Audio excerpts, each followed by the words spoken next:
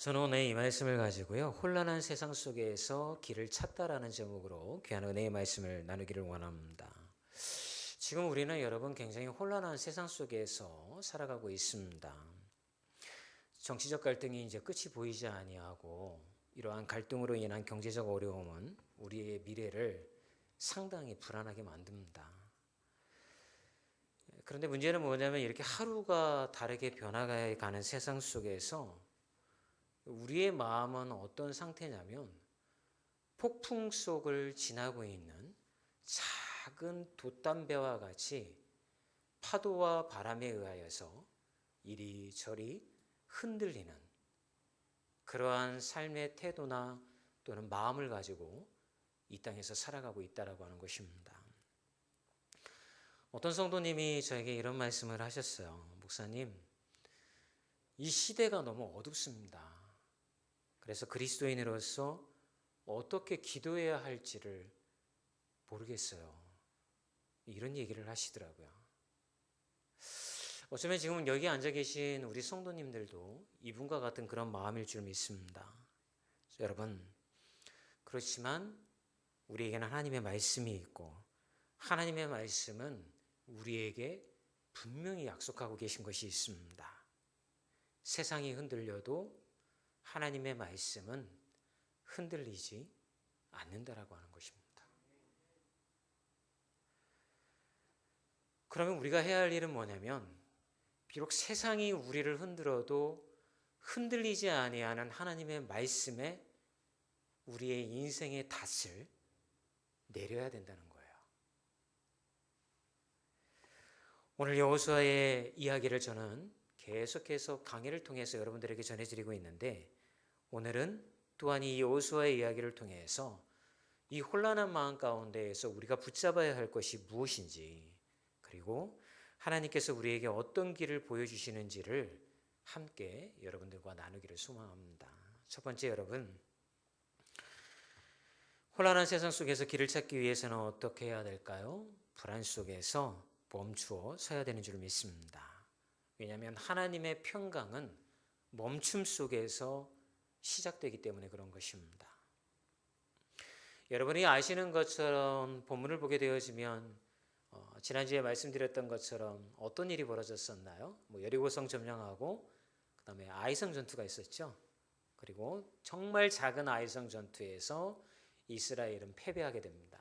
그 이유를 찾았더니 아간이라는 한 사람이 여리고성에서 자기의 욕심대로 욕망을 채우기 위하여서 훔친 것으로 인하여서 패배하였다라고 하나님이 가르쳐 주신 사건이 있었습니다. 그리고 아간은 심판을 받았습니다. 그런데 그 다음에 이 여호수아가 한 행동이 오늘 본문에 기록이 되어져 있는 거죠. 사실은 여러분 상황은 급박하게 돌아가고 있었어요. 이미 가나안 땅에는 남쪽에서 올라왔던 이 이스라엘이라고 하는 백성들이 가나안 땅을 공격해 들어왔다라고 하는 소문이 가나안에 있는 모든 왕들에게 퍼졌습니다. 그리고 이러한 전쟁이 일어나고 있는 상황 속에서 제일 중요한 것은 속전속결입니다. 빨리 전쟁을 계속해서 해서 먼저 중앙으로 들어갔던 이스라엘의 군대가 남쪽을 공격해서 먼저 다 점령한 후에 북쪽으로 올라 들어가는 것이 가장 빠른 전술이었던 것이죠. 그런데 갑자기 여호수아는 전쟁을 멈춥니다. 그리고 아직 점령하지 못했던 이 아이성으로부터 약 32km 정도 떨어져 있는 북쪽으로 이동하기 시작을 합니다. 수백만 명에 이르는 이 백성들을 데리고 이동하기 시작을 하는 거죠. 그리고 그가 도착한 것은 그림신산과 에발산이라고 하는 가운데 계곡에 그가 도착을 했던 것입니다. 그리고 그는 에발산으로 올라가서 이 쇠정으로 다듬지 않은 그러한 그대로 원석 돌을 가지고 제단을 쌓고 거기서 하나님 앞에 예배를 올려드립니다. 저는 이 순간 질문이 생겼습니다. 왜 여호수아는 이 급박한 전쟁의 상황 가운데에서 멈추어 섰을까요? 여호수아의 심리적인 상태는 이랬던 것 같습니다. 하나님이 이 전쟁을 승리케 해주신다라고 하는 것은 알았지만, 그리고 여리고성의 전투를 통하여서 하나님이 함께 하시면 이 전쟁의 승패가 여호와 하나님의 손에 달려 있다라는 것도 그는 알았지만, 그의 마음은 불안 가운데 있었다라고 하는 것이었죠. 그래서 그는 서두르는 대신에 멈추어서 하나님 앞에 먼저 나아가기로 했습니다. 여러분, 우리의 삶도 마찬가지인 겁니다. 여러분의 삶에 불안함이 몰려오고 어려운 심리적인 상태가 되어지면 사람들은 그 전보다 더 무언가를 열심히 하려고 합니다. 이 불안감을 타개하기 위하여서 더 열심히 무언가를 하고 달리려고 한다라고 하는 것이죠. 그러나 하나님의 평강은 이러한 열심을 통해서, 분주함을 통해서 우리에게 주어지는 것이 아니라 멈춤을 통하여서 우리의 속에서 시작되는 것입니다. 이사야 30장 15절의 말씀을 보면 이런 말씀이 기록이 되어져 있습니다. 우리 함께 읽어볼까요? 너희가 돌이켜 조용히 있어야 구원을 얻을 것이요 잠잠하고 신뢰해야 힘을 얻을 것이거늘. 아까도 말씀드렸던 것처럼 여호수아의 마음은 복잡했습니다. 하나님을 믿으면서도 그 약속이 실제로 이루어질 것이 증거에 대한 두려움이 그의 마음 가운데 여전히 자리 잡고 있었다라고 하는 것이죠. 여러분, 가나안의 강력한 군대와 싸워야 했고 백성들의 기대와 두려움을 그 스스로 혼자서 다 감당을 해야 되는 순간이 여호수아에게는 두려운 순간이었던 것입니다. 그리고 또 하나, 좀 더 세밀하게 여호수아의 심리적인 상태를 파고 들어가면 여호수아가 가진 두려움은 이런 것입니다. 아간과 같은 자가 또 이 백성 중에 나타날지도 모른다라고 하는 두려움입니다. 여러분, 이미 아간을 통하여서 여러분 그가 자신의 사리사욕을 채우기 위해서 하나님의 공의의 말씀과 그리고 하나님의 경고의 말씀을 다 무시하고 우습게 여기면서 죄를 지었지 않습니까? 그것에 대한 대가로 인하여서 이스라엘 백성들은 아무것도 모른 채로 전쟁에 나갔다가 죽임을 당하고 패배하는 그러한 실패를 겪게 되었습니다. 그래서 여호수아는 생각을 하게 됩니다. 아무리 하나님의 말씀을 선포하고 하나님이 이 전쟁의 승패를 가늠하는 분이시기는 하지만 혹시 하나님의 말씀을 경히 여기고 우습게 여기며 그 말씀을 지키지 않는 자가 또 나타난다고 한다면 우리는 이 전쟁에서 결코 승리할 수 없을 것이다. 그리고 우리의 백성들은 모두 죽어나갈 것이다. 라고 하는 두려움이 그의 마음 가운데 있었다라고 하는 것이죠. 물론 여러분, 아간이 심판받기는 했지만 그 두려움의 흔적은 없어버릴 수가 없었던 것이죠. 아간이 얼마나 미웠을까요? 아간을 여호수아는 얼마나 증오했을까요? 아간으로 인해서 아이성 전투에서 죽어간 군사들의 가족들 또한 예외는 아니겠죠. 아간 한 사람의 범죄함으로 인하여서 아비를 잃은 자들도 있고 남편을 잃은 자들도 있고 자식을 잃은 자들도 있었을 것입니다. 그들의 분노의 화살은 어디를 향했을까요? 아간 한 사람을 향하지 않았겠습니까? 그들은 증오했습니다. 비록 아간이 심판받기는 했지만 죽어간 가족에 대한 연민은 그들로 하여금 아간에 대한 증오를 계속 품고 살아가도록 만들었겠죠. 그래서 여러분, 잠시 멈춤이 필요한 거야. 하나님이 이스라엘 백성들을 데리고 가나안 땅으로 들어갈 때에는 이 증오로 가득 찬 공동체를 통하여 하나님의 나라를 세우기를 원치 않으신 거예요. 하나님이 만들어가는 가나안 땅은 하나님만을 의지하고 그 척박한 땅에서 젖과 꿀이 흐르는 땅이라고 하지만 그들이 나왔던 애국과 비교해 볼 때에는 아무것도 아닌 척박한 땅이 가나안 땅 아닙니까? 그런데 그곳에서 하나님만을 의지하며 살아가도록 이끄시기 위해서 이 백성을 데리고 들어왔는데 그들의 마음 가운데는 벌써 증오가 가득 차기 시작했다라고 하는 거죠. 하나님은 이 증오로 가득 찬 공동체를 원하시지 않습니다. 지난 며칠 동안 우리는 갑자기 발생한 비상계엄이라는 사건으로 인해서 마음을 졸이고 앞으로 우리나라가 어떻게 될지 두려움과 걱정과 근심을 가지고 며칠을 보냈습니다. 그리고 우리는 대한민국의 미래에 대해서 걱정하기 시작을 했던 것이죠. 실제로 뉴스를 보면 미국에 나온 그 경제 전문가는 한국이 일본과 같은 앞으로 10년간의 침체기에 빠지게 될 것이다라고 경고를 하였고, 또 하나의 미국의 정치적인 사람은 이것을 이렇게 이야기를 합니다. 앞으로 한국은 이것으로 인하여서 매달 그것에 대한 대가를 이렇게 할부로 지불하게 되어질 것이다 라고 이렇게 걱정하는 기사도 나오고 있습니다. 여러분, 우리는 어떻게 해야 될까요? 나라가 이렇게 어렵고 힘든 상황 가운데에서 그리스도인들은 어느 한쪽을 택하고 어느 한쪽을 미워하고 증오하고 저들만 없어지면 우리나라가 좋은 나라가 될 것이다 라고 외치며 그렇게 나아가야 될까요? 우리의 마음속에서는 이미 증오가 가득 차 있습니다. 예수님을 믿고 하나님을 예배하는 이 자리에 있지만 나라만 생각하면 우리의 마음 한구석에는 어떤 대상을 향한 증오가 가득 차 있습니다. 하나님은 그러한 증오를 원치 않으십니다. 증오는 모든 것을 불태우기 때문에 그런 것입니다. 그렇다고 한다면 우리는 어떻게 해야 될까요? 우리는 말씀에 우리의 마음의 닻을 내려야 되는 것입니다. 그리스도인들은 나라를 걱정한다면 기도의 자리로 나와야 되는 것입니다. 주여, 우리 나라를 붙들어 주시옵소서.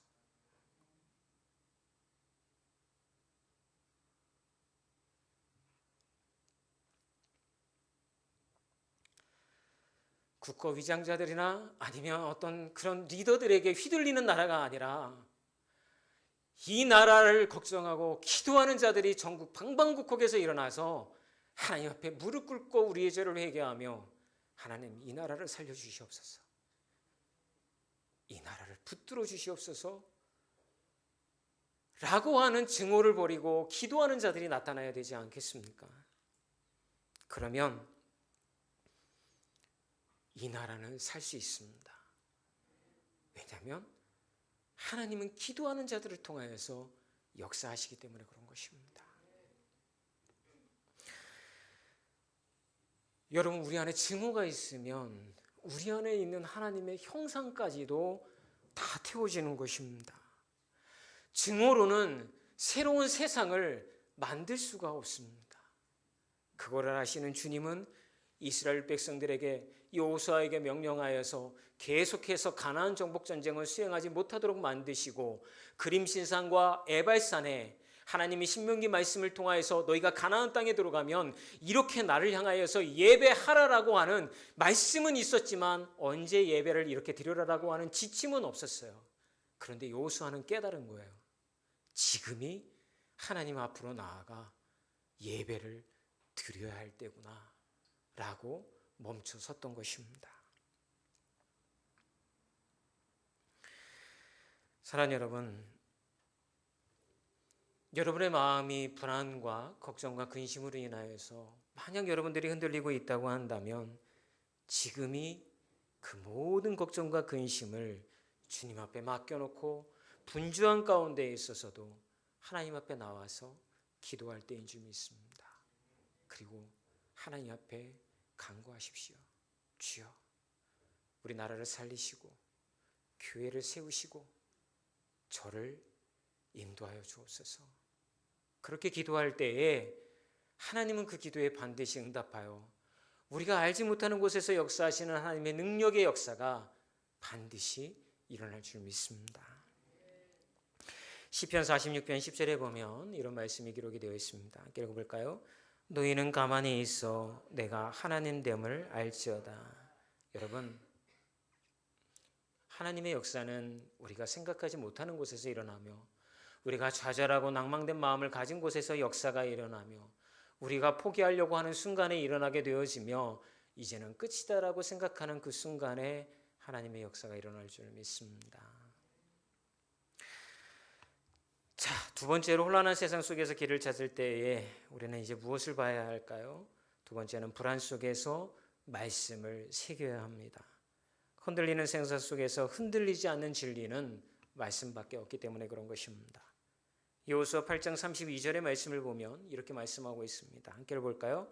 여호수아가 거기서 모세가 기록한 율법을 이스라엘 자손의 목전에서 그 돌에 기록하매, 여호수아가 하나님 앞에 나아가서 예배를 에발산에서 드릴 때 첫 번째 하는 행동은 뭐냐면 하나님 쇠 정으로, 여기서 쇠 정으로 다듬지 않은 돌로 제단을 쌓았다라고 하는 건 인간적인 노력이 들어가지 아니한 하나님의 온전한 하나님의 역사를 기대하는 마음으로, 하나님의 온전한 역사가 자기 힘으로 일어나실 것을 기대하는 마음으로 그 제단을 쌓았던 것으로 볼 수가 있는 것이죠. 그리고 제단을 쌓고 그 돌 위에 하나님의 율법의 말씀을 새기기 시작을 합니다. 그리고 하나님의 말씀의 율법을 백성 앞에서 낭독하면서 여호수아는 그 말씀을 백성들의 마음에 새기기 시작을 합니다. 왜 여호수아가 이 말씀을 백성들의 마음에 새기려고 했을까요? 왜 낭독을 했을까요? 아까도 말씀드렸던 것처럼 여러분, 인생의 풍랑 가운데 우리가 흔들리지 않을 수 있는 유일한 방법은 하나님의 말씀에 우리의 영혼이 닻을 내릴 때이기 때문에 그런 거예요.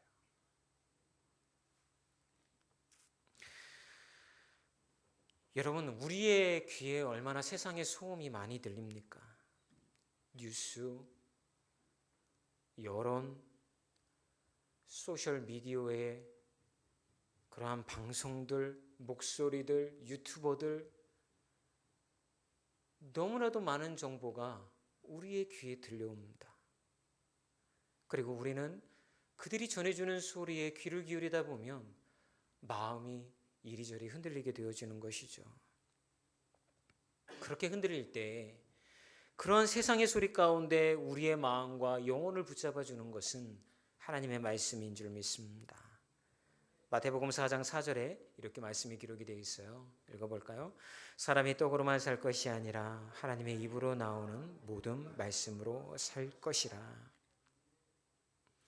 여호수아가 아이성의 패배 가운데, 그리고 그 패배로 인하여서 백성들에게 리더십을 잃었을 때조차 그가 다시 일어날 수 있었던 유일한 힘은 하나님의 말씀을 그가 그의 마음 가운데 새길 때였다라고 하는 거예요. 그걸 알았기 때문에 여호수아는 이스라엘 백성들에게도 하나님의 말씀을 선포한 것입니다. 여호수아는 너무나도 잘 알고 있어요. 왜냐하면 하나님이 여호수아에게 이렇게 말씀하셨기 때문에 그런 거예요. 여호수아 1장 8절에 하나님은 여호수아에게 이렇게 말씀하십니다. 함께 읽어볼까요? 이 율법책을 내 입에서 떠나지 말게 하며 쥐하로 그것을 묵상하여 그 안에 기록된 대로 다 지켜 행하라. 그리하면 내 길이 평탄하게 될 것이며 내가 형통하리라. 여러분, 하나님의 말씀을 여러분의 마음에 새기십시오. 우리가 말씀을 읽고 왜 매일과 같이 말씀을 묵상합니까? 세상의 소리에 흔들리지 않기 위하여서 말씀을 묵상하는 것이 아닙니까? 하나님의 뜻이 나를 통하여 이 땅 가운데 이루어지게 해달라고 간구하는 거 아닙니까? 나는 힘이 없고 능력이 없지만 하나님, 나는 주의 도구가 되기를 원합니다. 나의 작은 삶이지만 내가 하나님의 도구가 되었을 때에 나의 입술을 통하여서, 나의 행동을 통하여서, 내가 전하였던 따뜻한 사랑의 목소리를 통하여서 하나님의 살아계심을 이 땅 가운데 전하고, 이 땅 가운데 하나님의 화평과 하나님의 사랑과 하나님이 이루어질 수 있도록 나를 도구로 사용해달라고 하기 위해 말씀을 기록한 것이 아닙니까? 그리고 그 말씀을 우리는 묵상하는 것이 아닙니까? 그렇다고 한다면 하나님의 말씀을 대하는 것을 즐겨하고 하나님의 말씀을 읽는 것을 경히 여기지 아니하고 우리가 하나님 앞에 말씀을 귀하게 되어야 되지 않겠습니까? 시편 119편 105절에 그 말씀에 대해서 이런 말씀이 있어요. 읽어볼까요? 주의 말씀은 내 발의 등이요 내 길의 빛이니이다. 왜 내 발의 등이라고 하고 내 길의 빛이다라고 했을까요, 여러분? 앞길을 비춰주시는 거예요. 제가 이제 신앙생활을 이제 모태신앙부터 시작해서 지금까지 이제 해왔잖아요. 근데 한 가지 제 마음 가운데 깨달은 게 있어요. 그게 뭐냐면, 그래, 하나님의 말씀은 내 발의 등이요, 내 길의 빛이지. 근데 어디까지만 보여주세요? 여러분, 발 위에다가 이렇게 뭐 촛불이나 등 올려 보셨어요? 어디까지만 비춰지던가요? 한 발자국 더 내딜 때까지만 비춰져요. 그 앞은 보이지가 않아요. 근데 여러분들이 하나님의 말씀에 따라서 이렇게 살아오다가 보면 어느 날 뒤를 돌아볼 때가 있어요. 그래서 저는 이거를 이렇게 표현을 합니다. 내가 한 발을 내야 되면 내 한 발 앞이 낭떠러지인지 계곡인지 알 수가 없어요. 아니면 큰 대로의 길인지도 알 수가 없어요. 보이지 않으니까. 하나님을 신뢰하고 믿고 한 발을 딱 내디디면 그 순간에 내 머리 위에 있던 그 가로등을 하나님께서 탁 켜줘요. 그러면 가로등의 불빛이 비치는 것만 딱 비쳐요. 야, 여기가 내가 발을 안전하게 내디뎠네. 그리고 또 기도하면서 하나님을 신뢰하고 또 발을 하나 딱 내디뎌요. 그럼 거기가 가로등이 딱 켜져요. 하나님이 또 나를 인도하시네. 어느 날 여러분들이 뒤를 돌아다 보면 가로등이 다 켜져 있어요. 그런데 켜진 가로등에 길을 바라보면 그 길은 꾸불꾸불 되어져 있고 이쪽은 낭떠러져 있고 내가 한 발만 잘못 내딛었으면 천길 낭떠러지로 떨어질 수 있었는데 하나님이 어떻게 저 길을 내가 걸어오게 만드셨지? 고백하는 날이 반드시 이르릅니다. 그것을 경험한 자들은 하나님이 나의 삶을 인도하신 것에 대한 확고한 믿음의 반석 위에 있을 수가 있는 거예요. 여전히 두렵고 떨리죠. 나의 앞길이 어떻게 될지 알지 못하죠. 그런데 그럼에도 불구하고 하나님이 나를 붙잡고 계시고 나와 함께하고 계시고 나의 삶을 인도하고 계시고 크고 은밀한 일을 행하실 것이라고 하는 믿음을 가지고 하나님 바라보며 그는 그 발을 내어 딛는 것입니다. 사랑하는 여러분, 하나님의 말씀을 새기는 이유는 바로 그것 때문에 그런 거예요. 믿음으로 하나님을 인도하시는 길로 내 발을 내어딛기 위해서. 그러니 모두가 되기를 주의 이름으로 축원합니다. 마지막으로 여러분, 우리가 이런 상황 속에서 어떻게 해야 될까요? 불안 속에서도 함께 예배하고 공동체를 함께 세워나갈 필요가 있습니다. 여호수아 8장 35절의 말씀입니다. 같이 읽어볼까요?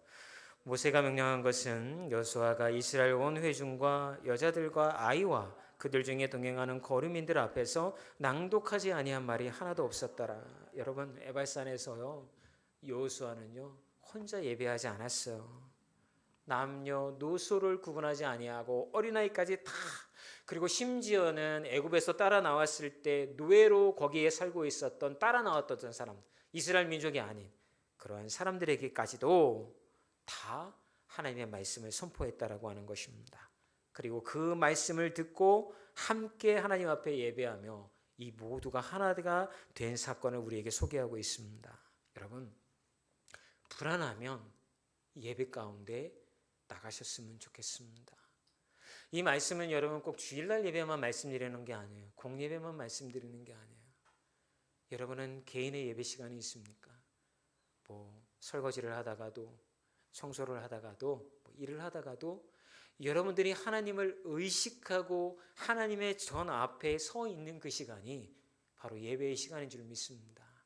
그러면 거기서 하나님의 말씀을 고백하고 주께서 나의 발에 등불이 되시고 내 이 앞길을 인도하시는 그러한 빛이다라고 하는 고백을 내어드리게 되어졌을 때 여러분은 하나님 앞에 예배 드리는 자가 되어줄 줄 믿습니다.